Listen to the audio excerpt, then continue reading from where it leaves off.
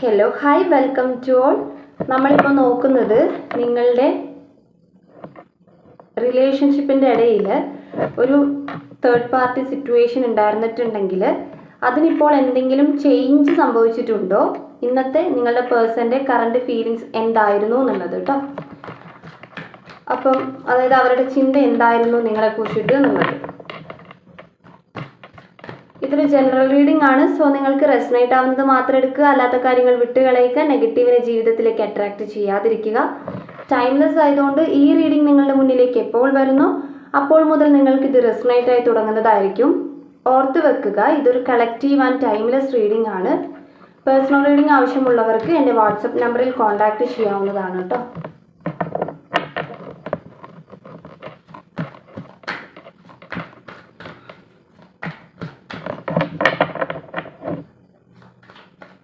അപ്പോൾ നമുക്ക് റീഡിങ്ങിലേക്ക് പോവാം. വളരെ പോസിറ്റീവായിട്ട് തന്നെ ഇരിക്കുക. നിങ്ങളുടെ പേഴ്സൻ്റെ നെയിം, അതുപോലെ എന്തെങ്കിലും തേർഡ് പാർട്ടി സിറ്റുവേഷൻസ് ഉണ്ടെങ്കിൽ അതൊക്കെ മനസ്സിലേക്ക് കൊണ്ടുവരിക.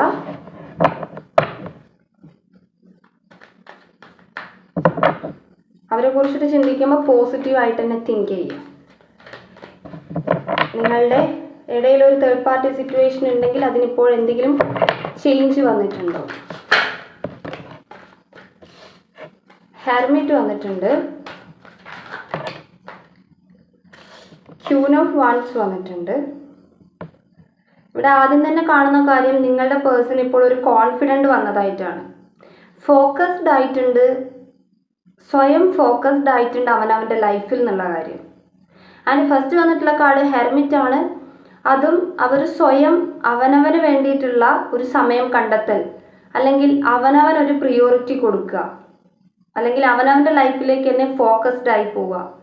ഈ മെഡിറ്റേഷൻ ചെയ്യുക, അല്ലെങ്കിൽ സ്പിരിച്വാലിറ്റിയിലേക്ക് പോവുക. സെൽഫ് ലവ് ചെയ്യുക എന്ന് പറയുന്നത് ഒരു സ്പിരിച്വാലിറ്റിയാണ്. സോ അങ്ങനത്തെ കാര്യത്തിലേക്ക് പോവുക എന്നുള്ള രീതിയിലാണ് കാണുന്നത്. അതായത് ഒറ്റയ്ക്കുള്ളൊരു എനർജിയാണ് കാണിക്കുന്നത്. അങ്ങനെയെങ്കിൽ തേർഡ് പാർട്ടിയുടെ പ്രസൻസ് ഇവിടെ ഉണ്ടോ എന്നുള്ളത് നോക്കാം. എംപറർ വന്നിട്ടുണ്ട്. ഒരു പവർ ഇപ്പോൾ എന്തായാലും നിങ്ങളുടെ പേഴ്സണ് വന്നിട്ടുണ്ട്. സ്വയം ഒരു തീരുമാനം എടുക്കാനുള്ള ഒരു പവർ ഇവിടെ നിങ്ങളുടെ പേഴ്സൺ ഇപ്പോൾ വന്നിട്ടുണ്ട്. അവർ കൺട്രോൾ ചെയ്യാൻ പഠിച്ചു, ചുറ്റിനുമുള്ളതിനെ കൺട്രോൾ ചെയ്യാൻ പഠിച്ചു, എങ്ങനെ പറയണം എന്ന് പഠിച്ചു. ഒരു ഡിസിപ്ലിൻ ലൈഫിൽ വന്ന ഒരു എനർജിയാണ്. And again third party situations ആയിട്ട് എന്തെങ്കിലും കണക്ഷൻസ് ഉണ്ടോ എന്നുള്ളത് നോക്കാം.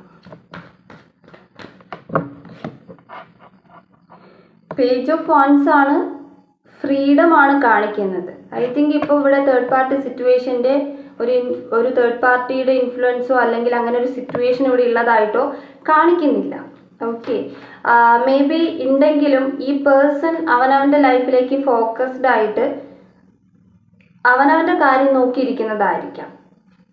ഓക്കെ, എന്തായാലും ഇപ്പം വേറൊരാളുടെ പ്രസൻസിലോ അല്ലെങ്കിൽ അയാൾ പറയുന്നതിനനുസരിച്ച് മൂവ് ചെയ്യുന്നൊരു പേഴ്സൺ അല്ല നിങ്ങളുടേത്.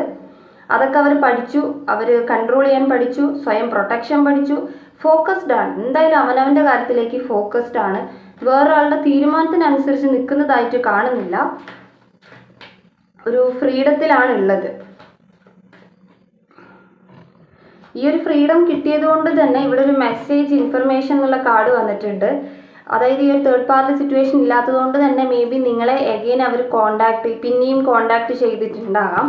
അതായത് മെസ്സേജ് അയക്കുകയോ അല്ലെങ്കിൽ വീണ്ടും നിങ്ങളുടെ റിലേഷൻഷിപ്പ് പുതുക്കാൻ വേണ്ടിയിട്ടുള്ളൊരു ട്രൈ ചെയ്യുകയോ ഒക്കെ ചെയ്തിട്ടുണ്ടാവാം.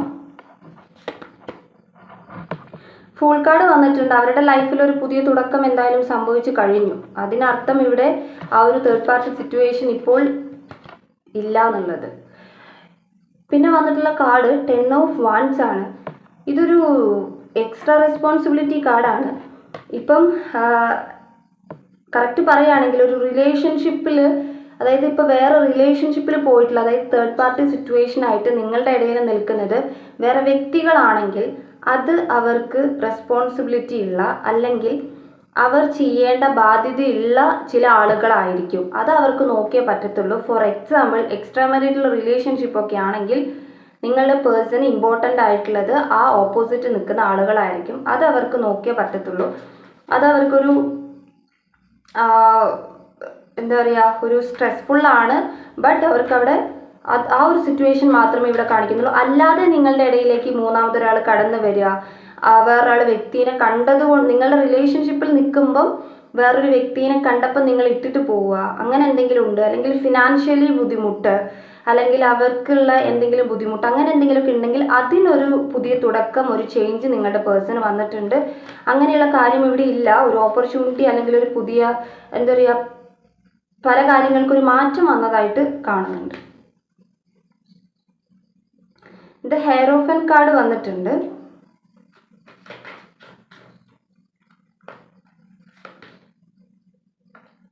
ആൻഡ് 8 ഓഫ് വാൻഡ്സും വന്നിട്ടുണ്ട്. ഇവിടെ ആകെ ഞാൻ പറഞ്ഞല്ലോ, ഒരു വേറെ സ്വയം ആദ്യം ഒരു റിലേഷൻഷിപ്പ് ഉണ്ടായിട്ട് അതിൽ നിന്നും നിങ്ങളിലേക്ക് വന്നിട്ടുള്ള ഒരു റിലേഷൻഷിപ്പ് ആണെങ്കിൽ മാത്രമേ ഇവിടെ തേർഡ് പാർട്ടി സിറ്റുവേഷൻ ആയിട്ട് നിൽക്കുന്നതായിട്ട് കാണുന്നുള്ളൂ. അത് ഒഴിഞ്ഞു പോകാനുള്ള ചാൻസ് ഇവിടെ ഇല്ല. കാരണം മാരേജിൻ്റെ കാർഡും എക്സ്ട്രാ റെസ്പോൺസിബിലിറ്റി, അല്ലെങ്കിൽ അവർ ചെയ്യേണ്ട റെസ്പോൺസിബിലിറ്റി ആണ്, അവർ കെയർ ചെയ്യേണ്ട റെസ്പോൺസിബിലിറ്റി ആണെന്നുള്ള രീതിയിൽ ഒരു കാർഡ് വന്നിട്ടുണ്ട്. അപ്പം അങ്ങനത്തെ സിറ്റുവേഷൻ മാത്രം ഇവിടെ ഒഴിഞ്ഞു പോയതായിട്ട് കാണുന്നില്ല. ബാക്കി ഞാൻ പറഞ്ഞതുപോലെയുള്ള സിറ്റുവേഷൻസ് ഇവിടെ കാണുന്നില്ല. പോസിറ്റീവ് കാർഡ്സ് ആണ്. ഓക്കെ, നിങ്ങൾക്ക് എന്തെങ്കിലും സർപ്രൈസ് തരിക, അല്ലെങ്കിൽ നിങ്ങൾക്ക് എന്തെങ്കിലുമൊക്കെ ന്യൂസ്, ഗുഡ് ന്യൂസ്, അത് എഗെയിൻ ഇവിടെ കാർഡ് വന്നിട്ടുണ്ട്. നിങ്ങളെ കോണ്ടാക്ട് ചെയ്തിട്ടുണ്ടാവുമായിരിക്കാം. അവർ തേർഡ് പാർട്ടി സിറ്റുവേഷൻ മാറിയത് കൊണ്ട് എന്തെങ്കിലും ഒരു നിങ്ങളുടെ ഭാഗത്തേക്ക് സന്തോഷകരമായിട്ടുള്ള എന്തെങ്കിലുമൊക്കെ ചെയ്തിട്ടുണ്ടാകാം. ഇവിടെ 10 ഓഫ് സോർട്സ് ആണ് വന്നിട്ടുള്ളത്. ഒരു പെയിൻഫുൾ എൻഡിങ് എന്തായാലും നടന്നിട്ടുണ്ട്. ഇത് മനഃപൂർവ്വം അവർ തേർഡ് പാർട്ടീനെ ഒഴിവാക്കിയതായിരിക്കാം, അല്ലെങ്കിൽ ആ തേർഡ് പാർട്ടി അവരെ ഒഴിവാക്കിയിട്ട് പോയതായിരിക്കാം. എഗെയിൻ പേജ് ഓഫ് സോർട്സ് വന്നിട്ടുണ്ട്. ഇതൊരു കോണ്ടാക്റ്റിൻ്റെ കാർഡാണ്. ആൻഡ് ഇവിടെ 10 ഓഫ് വാൻഡ്സ് തന്നെയാണ് എഗെയിൻ വന്നിട്ടുള്ളത്. ഇത് തന്നെ സെയിം നമ്മൾ പറഞ്ഞ കാര്യം തന്നെയാണ് പറയുന്നത്. ഈ ഒരു കാർഡ് മാത്രം ഇവർക്ക് ലൈഫിൽ എന്തായാലും അത് എൻഡ് ആയതായിട്ടാണ് കാണിക്കുന്നത്. പെയിൻഫുൾ ആയിരുന്നു, പക്ഷെ അങ്ങനെ ഒരു കാര്യം ഇപ്പം ഇല്ല. ഇത് മനഃപൂർവ്വം ആ സിറ്റുവേഷൻ കൊണ്ട് അവർ ആ ഒരു തേർഡ് പാർട്ടിൻ്റെ കാര്യം എൻഡാക്കിയതായിരിക്കാം, തേർഡ് പാർട്ടി സിറ്റുവേഷൻസ് എൻഡാക്കിയതായിരിക്കാം റിലേഷൻഷിപ്പിലുള്ള ആളുകളത്. ഓക്കെ, കാരണം അവർക്ക് അവിടെ നിൽക്കാൻ പറ്റാത്തത് കൊണ്ടായിരിക്കാം ആ സിറ്റുവേഷൻ കറക്റ്റായിട്ട് പ്രോപ്പറായിട്ട് അവർക്കത് ഹാൻഡിൽ ചെയ്യാൻ പറ്റിയിട്ടുണ്ടാവില്ല. അതുകൊണ്ടൊക്കെ ആയിരിക്കാം എന്നുള്ള രീതിയിൽ കാണുന്നുണ്ട്. ആൻഡ് നിങ്ങളുടെ പേഴ്സൻ്റെ കറണ്ട് ഫീലിങ്സ്, നിങ്ങളോടുള്ള കറണ്ട് ഫീലിങ്സ് നോക്കാം. പിന്നെ ഒരു കാര്യം, നിങ്ങളുടെ റിലേഷൻഷിപ്പ് ഒരുപാട് നാളായിട്ട്, അതായത് വർഷങ്ങളായിട്ട് വരുന്നില്ല എന്നൊക്കെ ഉണ്ടെങ്കിൽ, നിങ്ങൾ ഇതുപോലെ ജനറൽ റീഡിങ്സ് കാണുന്നവരാണെങ്കിൽ, ഒരുപാട് നാളായി കാണുന്നു, ഇതൊന്നും നടക്കുന്നില്ല എന്ന് വിചാരിക്കുന്നുണ്ടെങ്കിൽ പേഴ്സണൽ റീഡിംഗ് എടുത്തു നോക്കുക. നിങ്ങൾക്ക് വിശ്വാസമുള്ള ആളുകളെടുത്ത് പോയിട്ട് പേഴ്സണൽ റീഡിംഗ് എടുത്തു നോക്കുക. എന്നിട്ട് ഈ പേഴ്സൺ നിങ്ങളിലേക്ക് കറക്റ്റ് വരുന്നവർ തന്നെയാണോ എന്നുള്ളത് നോക്കുക. എന്നിട്ട് മാത്രം ഇങ്ങനത്തെ വീഡിയോസുകൾ കണ്ട് നിങ്ങളൊരു പ്രതീക്ഷ കൊടുക്കാൻ വേണ്ടി പാടുള്ളൂ. ജനറൽ റീഡിംഗ് കണ്ടു എന്ന് കരുതിയിട്ട് അവർ വരും എന്ന് വിചാരിച്ചിരിക്കരുത്. ആൻഡ് ദെൻ നിങ്ങളുടെ കാര്യത്തിൽ ഫോക്കസ്ഡ് ആവുക. ഓക്കെ, അപ്പോൾ നിങ്ങളുടെ പേഴ്സൻ്റെ കറണ്ട് ഫീലിങ്സ് എന്താണെന്നുള്ളത് നോക്കാം. ഇന്നത്തെയാണ് നോക്കുന്നത്.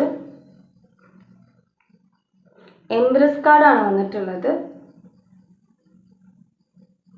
ഒരു അൺകണ്ടീഷണൽ ലവ്, ഒരു കെയറിങ് തോന്നുന്ന സമയം, ഒരു മിസ്സിങ് തോന്നുന്ന ഒരു സമയമായിട്ടാണ് കാണിക്കുന്നത്. നിങ്ങളടുത്ത് സ്നേഹം ഒരുപാട് തോന്നുന്ന ഒരു ദിവസമായിരിക്കും ഇന്നത്തെ ദിവസം.